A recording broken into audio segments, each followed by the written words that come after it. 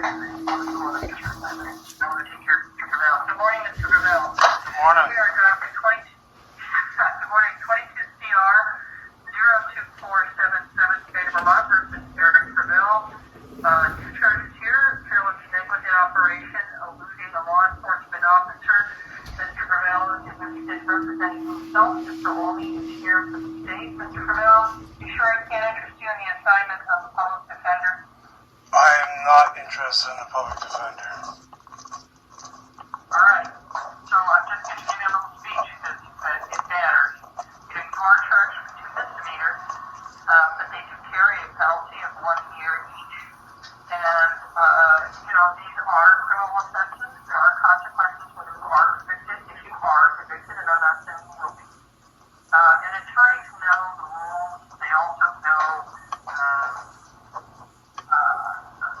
how to work with the prosecutors on, obtaining the best possible results as they can. If it needs to be tried, they have that skill.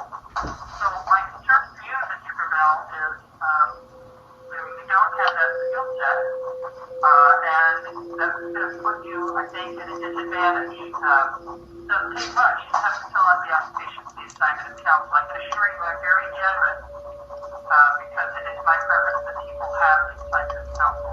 Well, yes. Obviously, you don't qualify. Go ahead. I was going to say, yes, I do not have the experience of a lawyer. I did not take the bar exam. But I believe the court, as I'm representing myself, should take a lenient approach to the rules of procedure when it comes to this case. And I'm actually anticipating that the court will dismiss the case today to not waste the court's time.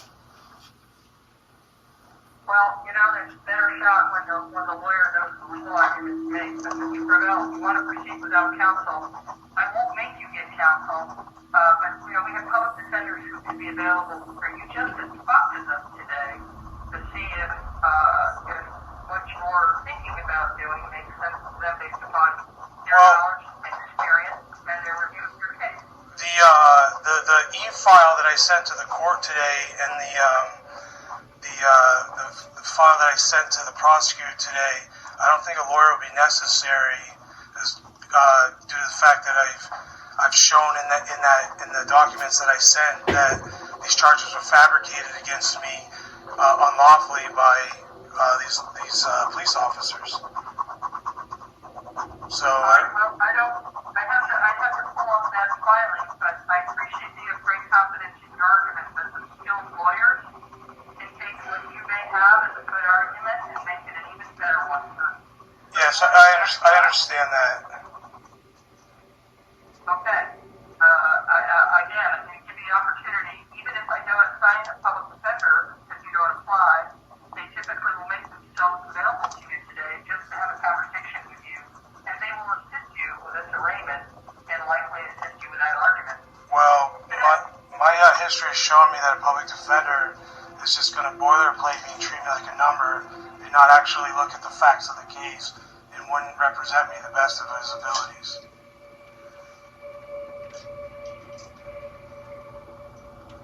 Hello? Hello? Hello? Did they just hang up on me? Hello? Oh, okay. Oh. The connection on the car for 1 moment. Hello,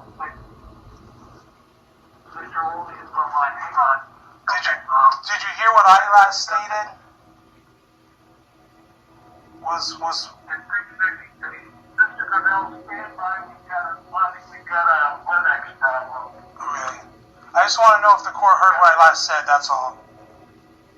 I don't know, but we have to get on the record first, sir. Okay. We're gonna fix this. Okay. Thank you.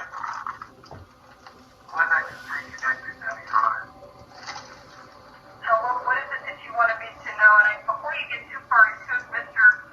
O'Neill, one of the reasons, not Mr. O'Neill, I'm sorry, Mr. Gravel, one of the reasons that I encourage you to work through counsel is what you say here today is on the record, and the prosecutor can use the words that you use today against you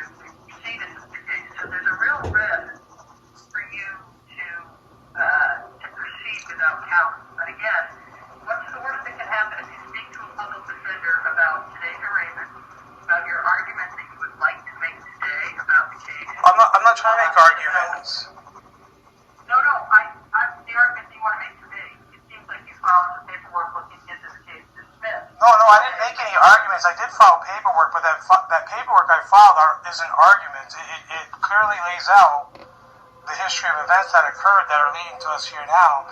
And my history is showing me that a lawyer is going to treat me just like a public defender is going to treat me as a number. And I don't believe that I'd be best represented by a lawyer, because that lawyer is not going to look at the intricacy of the case and take into consideration the facts and everything that's there and work in his best of abilities to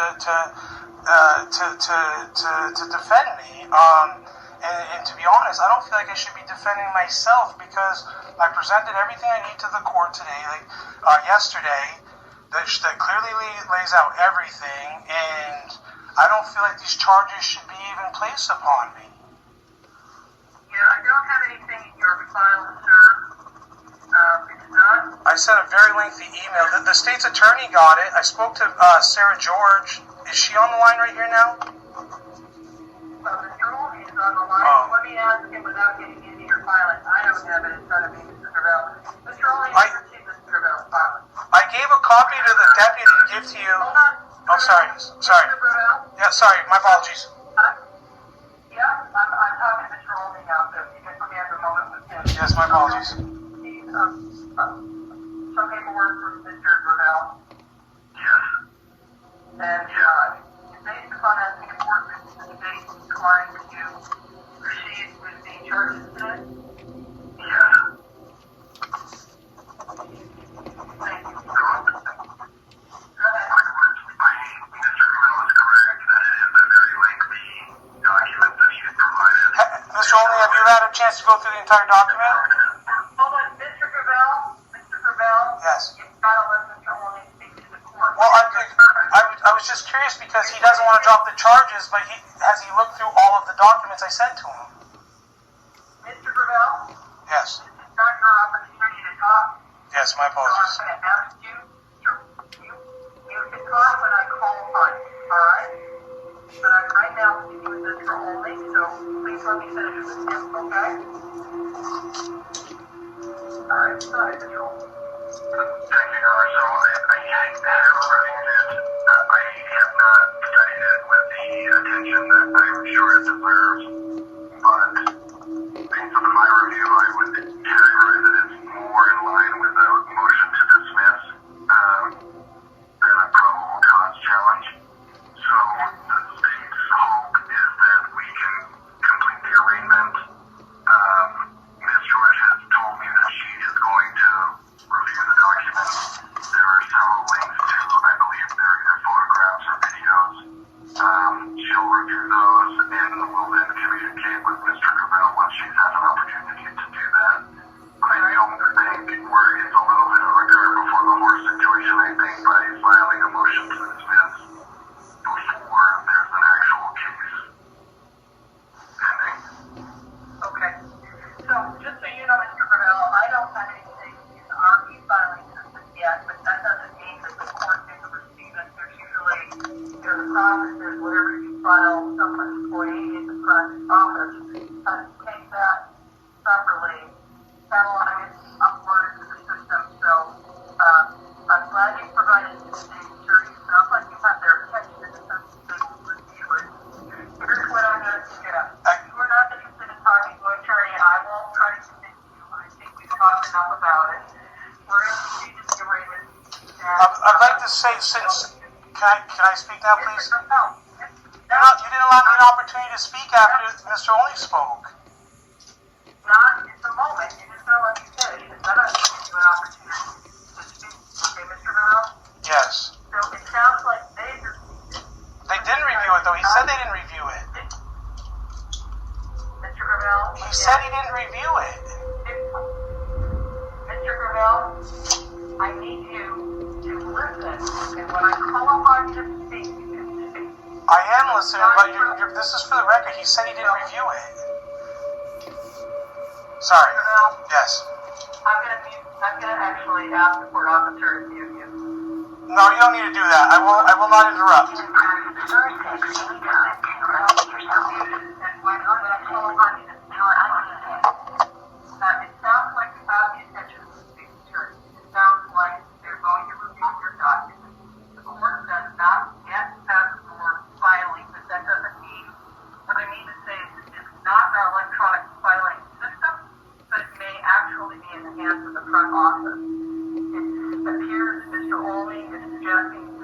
the arraignment today. So I don't have the document to review at this time. We can go ahead with the arraignment, and I'll talk to you a little bit about what your rights are, which includes the opportunity to come back tomorrow, and which time there might be paperwork for a judge to review. So I'm going to give you that right in a moment.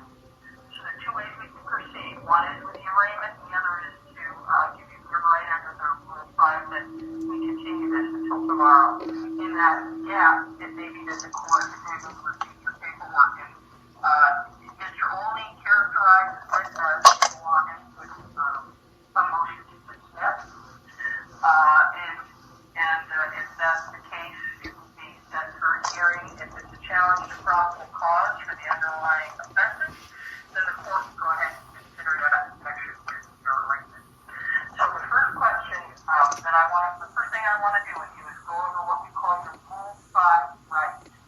I want to ask you to listen very carefully. When I'm done explaining the rights, I'm going to unmute you, see if you understand them, and see if you want to proceed with an arraignment today, or whether you want to wait until tomorrow to continue with the arraignment. To give the opportunity for the court, hopefully, to review whatever paperwork you filed. So I'll begin. So under Vermont Rule of Criminal Procedure Rule 5, you've been charged with 2 crimes. And these 2 crimes, I'll pull them up for just a moment. Hand them up.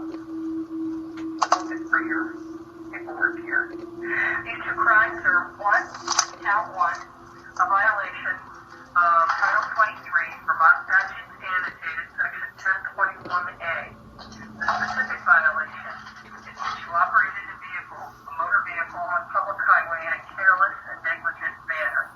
And specifically that you failed to stop at a posted stop sign and crossing a center line while passing other vehicles in violation of 23 VSA Section 191A. The penalty for that offense is imprisonment of not more than 1 year and a fine of not more than $1,000 or both. The second count is the charge of eluding a police officer.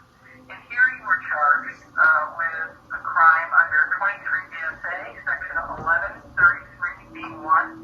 The penalty is imprisonment of not more than 1 year, a fine of not more than $1,000. And the nature of this offense is that you operated a motor vehicle on a public highway by failing to bring your vehicle to a stop and signal to do so by a law enforcement officer who was displaying insignia identifying him or her as such, or operating a law enforcement vehicle sounding a siren and displaying a flashing blue or blue and white signal lamp. These are offenses that you were charged with. The date of each of these offenses is March 23rd, 2022. So those are the nature of the charges, and the maximum penalty for each is imprisonment of not more than 1 year, fine is not more than $1,000 or both. It's both maximum fine of $1,000, maximum term of imprisonment of 1 year on each count. I'm understanding from the court that you have been provided with the information. Those are the charges that the state is bringing, in addition to the affidavit of probable cause. It's called these charging documents. And I'm going to unmute you to see if you received that paperwork. You're unmuted. Did you receive that paperwork, Mr. Grinnell? The paperwork was emailed to me this morning. Okay, good. You also have been provided with a notice of potential collateral consequences of conviction. That should have been provided to you as well from the court. Did you receive a copy of the piece of paper called Notice of Potential Collateral Consequences of Conviction? That paperwork was emailed to me this morning. Okay, terrific. So I'm now going to advise you of your rights under Rule 5. You have a right to hire an attorney if you would like. You have a right to consult with that attorney before making any statement or answering any questions at this hearing or afterwards. You have the right to request an attorney at state expense if you are unable to afford one. We already talked about that at length. The court encourages you to apply for the assistance of a public defender if you don't want to hire a private attorney. And I'd give that serious consideration if you did. If you change your mind, sir,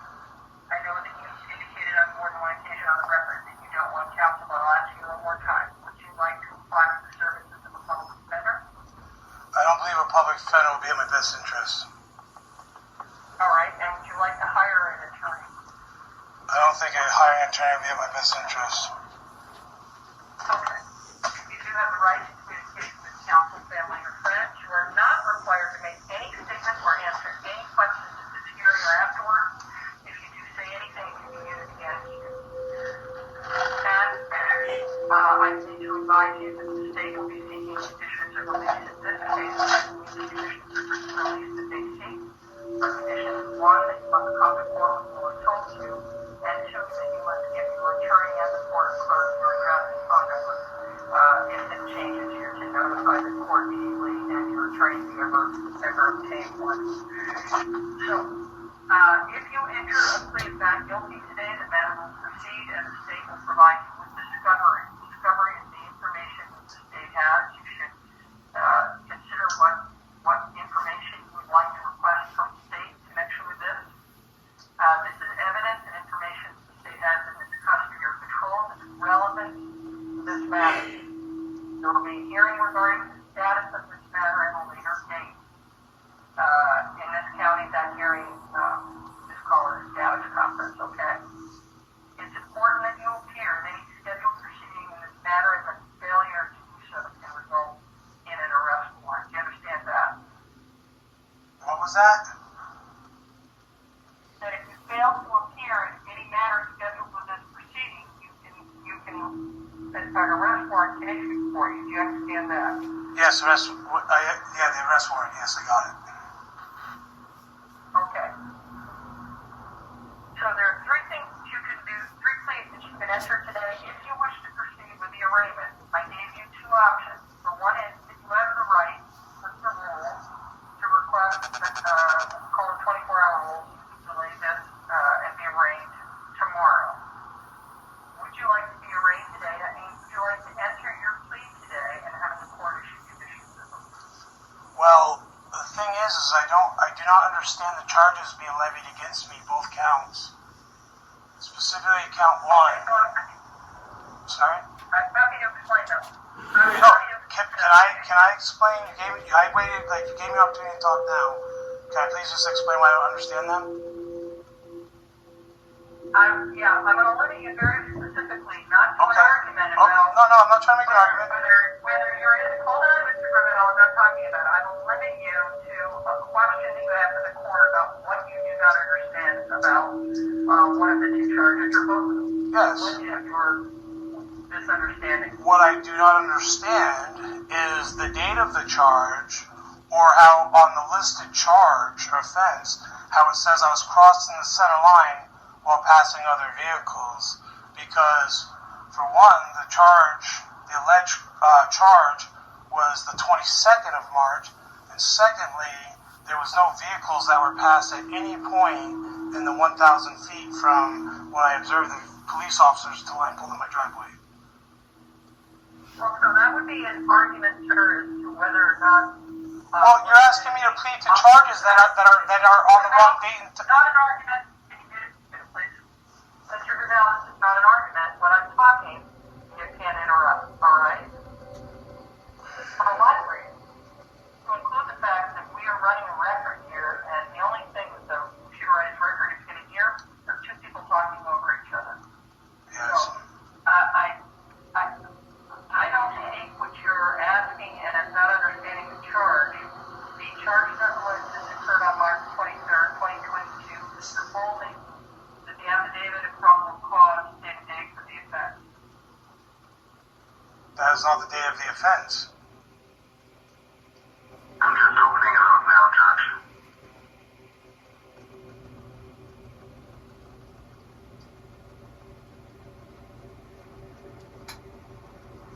And it does appear that the affidavit of probable cause states that this offense occurred on March 22nd. Although looks like there was a DUI processing form executed by the officer on the 23rd of March in 2022. Looks like this offense did occur late at night. No, it was 7:30. On the 22nd into the early morning hours of the 23rd. It was 7:30 p.m. Affidavit of probable cause in connection with the offense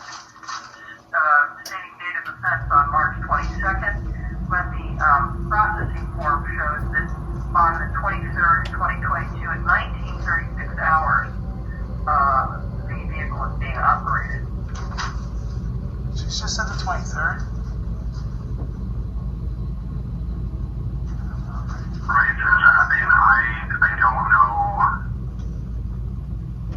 One or the other is clearly a typo. I just don't know which one it is. But I would know that the state's information says on or about. Right, okay. So, Mr. Gravel, Yes. at this point, the state's information alleges on or about. It does not, it says on or about, and it looks like that there may be a typographical error in the affidavit of the officer, as it looks like it was executed on the 23rd, and it may be that the offense is continued from the 22nd to the 23rd, but for purposes of today, the information says on or about March 23rd, 2022, and if it occurred on the 22nd, that's sufficient to support finding a probable cause. But again, your argument is about whether the state can prove the Davis offense and about whether or not the state can prove that you have that crossed the center line. Well, I wasn't making an argument. So, yes, Mr. Gravel, what is it about the charge that you do not understand? Is there a question you have to the court that I can clarify about the nature of the charge? Do you understand the penalty? I'll start with that. What I don't understand is how it can be on or about the 23rd when it was the 22nd at 7:36 p.m. and how it can state that I crossed the center line while passing other vehicles when the officer's statements doesn't even say that. There's nothing in the record that indicates I did anything like that. And the date's wrong. You want me to enter a plea into charges that are on the wrong dates that don't even have that don't even for stuff that never even exist. How am I supposed to? Mr. Gravel, Yes. the argument you're making, and if you have a lawyer here, the argument would be a challenge to the finding of probable cause. What does that mean? It means whether the information in the supporting affidavit supports the charge that is being brought in the information that you received. The court has already reviewed the affidavit of probable cause in connection with the date. The information does say on or about March 23rd. And again, this is the peril of you representing yourself, because your statement, as I told you previously, can be used against you. You've just indicated that the offense occurred on March 22nd. Mr. Olney will have the opportunity to amend the information and may, based upon your statement today, he may not. But the information says on or about for purposes of probable cause. That is sufficient to cover either March 22nd, 2023, 2022, or March 23rd, 2022. I do agree with you, sir, that as the case proceeds, Mr. Olney and the state are going to have to resolve that issue at some point. I'm not sure they absolutely have to resolve it, but it's my guess is, based upon what I'm hearing today, they will be exploring that. But with respect to your claim that there's no probable cause to support a finding that you crossed the center line, paragraph 2 of the officer's affidavit of probable cause states that the truck continually failed to stop and cross over the center line while going around other vehicles. So the information as charged is supported by a statement in the officer's affidavit of probable cause. That is where that comes from, that's paragraph 2. But again, is there anything about the penalty of the information that you do not understand? You understand that there's a penalty called for 1 year, $1,000, or both? I don't understand any of it because they shouldn't be bringing the charges because the state hasn't even reviewed the information I sent. So there is no probable cause for those charges. Mr. Gravel? Yes. Mr. Gravel? Yes. The question is not about what you think in terms of whether the state should pay attention to your argument today. The question is, do you understand the following that I am reading to understand when I say that Eric Michael Gravel in the county of Chittenden? Do you understand that? The part I understand is I'm being levied with charges that are fabricated against me. Okay. Do you understand the nature of the charges then? That they have a fundamental impact on my life when they shouldn't. Well, that's true. That's why I'd love for you to, I would have loved to come into court, but I can't come into court. Make a request for a lawyer. Alright, Mr. Gravel. Do you understand then that you've been charged with careless and negligent operations and eluding a law enforcement officer both punishable by imprisonment of not more than 1 year and a fine of $1,000 each? Do you understand that? Those are fabricated charges levied against me. That I heard. That's not my question. Do you understand those are the charges? I feel like these charges should be dismissed for lack of probable cause. And under extreme duress, I understand that these state authorities are being levied against me. The question is simple, Mr. Gravel, and I'll ask it again. You can stay here all day. I'll keep asking questions. Do you understand the charges against you? I feel as these charges should be dismissed for lack of probable cause today. And under extreme duress, I state that I understand these charges are being levied against me. I understand these charges are being levied against me. So, Mr. Gravel, if I hear you correctly, you understand the nature of the charges against you. I hear you think they're fabricated, but you understand the nature of the charges that's against you. Otherwise, I'll just read them again. You want me to read them again? No, you don't need to. I answered your question straightforward. All right, thank you. Under extreme duress, I state I understand these charges against me. Yep, and as I understand your challenge to probable cause, based upon the date of the information stating that the offense occurred on or about March 23rd, 2022. As well as the facts. Based upon your argument, both offenses, and based upon the argument that the affidavit of probable cause does not support the finding of probable cause on the allegation that you crossed the center line while passing other vehicles. Is that the nature of your argument? I didn't understand what you said. I think there's like a whole thing that just happened there that I do not understand. I wasn't making an argument. The fact is there's no crossing the center line or passing of other vehicles. So I wasn't making an argument. I was just stating like the offense that's being put against me has the wrong date and information on it. Like if it's part of the record, that's what I'm being charged with. Then obviously, I don't know. Come on, boy. All right. So I think I've heard that you raised the concern about the dates. The court ruled on that. You raised the concern about whether you crossed the center line. The court ruled on that. So let me then ask you: would you like to enter a plea today to these offenses, or do you want to wait until tomorrow and do that? What is your preference, sir? I prefer that we wait until the state has an actual opportunity to review the records. The court can review the records that I sent. I sent them knowing that I represent myself, and anything I say or do in those records can be used against me by the state in their process of trying to convict me of the charges that have been levied against me. So yeah. All right. We'll reschedule it. We'll take that as your exercise of the right to be arraigned tomorrow. We will do that. We'll reset the arraignment.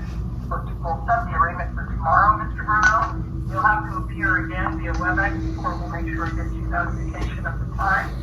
Mr. Olney, I'll pass along the information. Mr. Gravel is ready here today. And Mr. Gravel, you did say you filed your paperwork with the court as well? Yes, I did. I e-filed it. And I would like to ask a question about my driving before we get off the phone. The state raised no issues about me driving, but I can't drive right now. Presently, Mr. Gravel, when you say the state raised an issue about driving... No, they said they had no issue with me driving. When I spoke to Sarah George, she said that was a blanket thing, like a flag thing when they first charged me, that they weren't going to pursue my not being able to drive. I just started a business. This is putting a huge... Mr. Gravel, I've got you on the phone.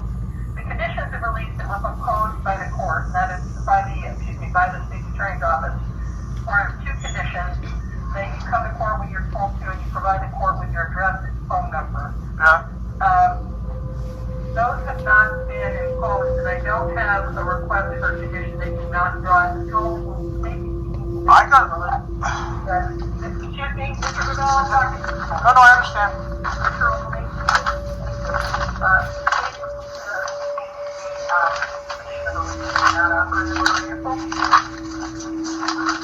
No, Judge, what I think Mr. Gravel is referring to is when your CPE called the court imposed a condition 7. So I think technically any conditions that were imposed pre-arraignment would remain in effect unless modified by you this morning. Yeah, I'm going to modify that condition, Mr. Gravel. Thank you very much. Yeah, for today, we're going to reset this for tomorrow. You'll get notice from the court. I'll note for the record that you have appeared on multiple occasions, but the issue that you had is you were showing up unmasked, so we resolved that with you appearing by WebEx and continue your appearance via WebEx. That shouldn't be an issue anymore. So the court is going to modify your conditions of release. Your arraignment will be tomorrow, and that should take care of it, Mr. Gravel. Okay, thank you. And I just want to state, like, I wasn't trying to be problematic over the mask thing. That's all. Not. No, I understand you presented a note from your doctor